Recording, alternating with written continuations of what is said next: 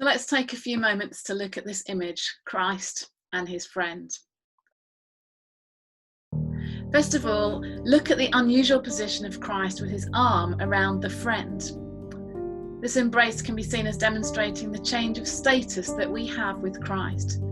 He no longer calls us servants, but rather friends. Jesus says that in John 15, verse 15, "But I called you friends, for all that I have heard from the Father I have made known to you."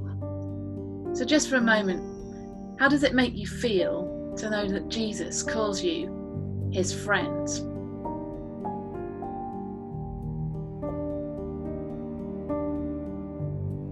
The second thing this icon teaches about the relational love of the Lord for us is the position of his eyes.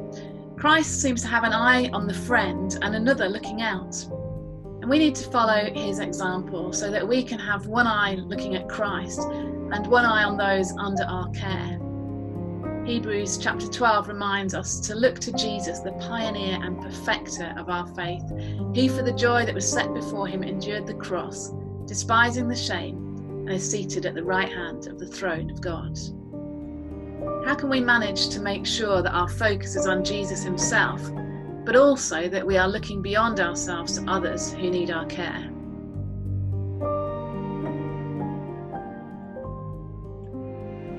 The icon shows the Lord Jesus holding the scriptures, symbolizing that he is the Word, he is the truth.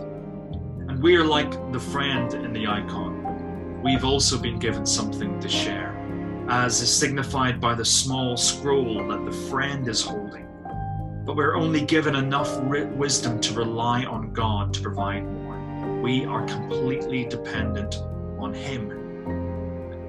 How might we express our dependence on the Lord and in his word in a fresh way?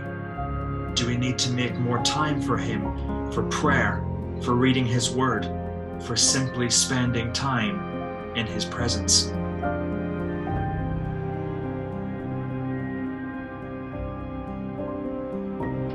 Next detail of this icon to think about is that Christ seems to have no feet. The fact that the friend has feet can be understood as being sent out like the Father sent the Son. Jesus said to them in John 20, "Peace be with you, as the Father has sent me, even so I send you."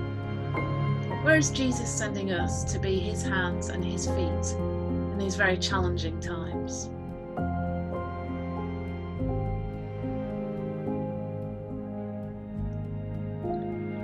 Finally, as in all icons, there is silence found in this icon. Jesus and his friend have their mouths closed. The friend, however, is painted with very prominent ears. We are primarily to be listeners to God.